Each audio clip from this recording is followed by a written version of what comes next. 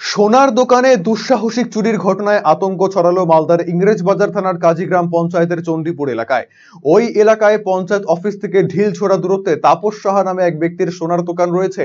শনিবার গভীর রাতে দুষ্কৃতীরা তালা ভেঙে এবং শাটার কেটে দোকানে ঢোকে। সোনা এবং রূপো মিলিয়ে প্রায় 2 লক্ষ টাকার অলংকার খোয়া গিয়েছে। প্রমাণ লোপাট করতে দোকানে থাকা সিসিটিভির হার্ড ডিস্কও নিয়ে পালিয়েছে দুষ্কৃতীরা। দিন 7 আগেও এলাকায় একটি পাইপের দোকানে চুরি হয়েছিল। ফের চুরির ঘটনায় আতঙ্ক ছড়িয়েছে জনমানসে। অভিযোগের পরিপ্রেক্ষিতে ঘটনার তদন্ত শুরু করেছে পুলিশ।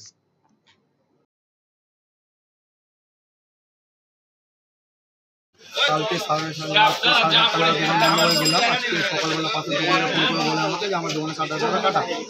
শুনে তৎক্ষণে বাড়িতে বেরিয়ে আসলাম, এসে দেখি হ্যাঁ কাটা। তারপরে পুলিশ প্রশাসনকে জানানো হয়েছিল, পুলিশ প্রশাসন তৎক্ষণিক এসছে ঘন্টাখানিকের মধ্যে।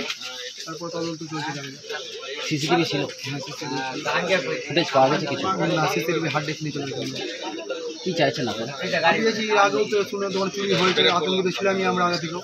তারপরে আবার এবার আমার দুষ্কৃতীরা ধরা পড়ে। আপনার শিশু কি অটিজমে আক্রান্ত? বয়স উপযোগী কথা বলছে না, ঘাড় শক্ত হতে, বসতে বা হাঁটতে সমস্যা হচ্ছে, অধিক মাত্রায় চঞ্চল এবং মনোযোগের অভাব হচ্ছে, ডাউন সিনড্রোম রয়েছে, বন্ধু বান্ধবের সাথে মেলামেশা করতে সমস্যা হচ্ছে, লেখাপড়ায় অনীহা দেখতে পাচ্ছেন?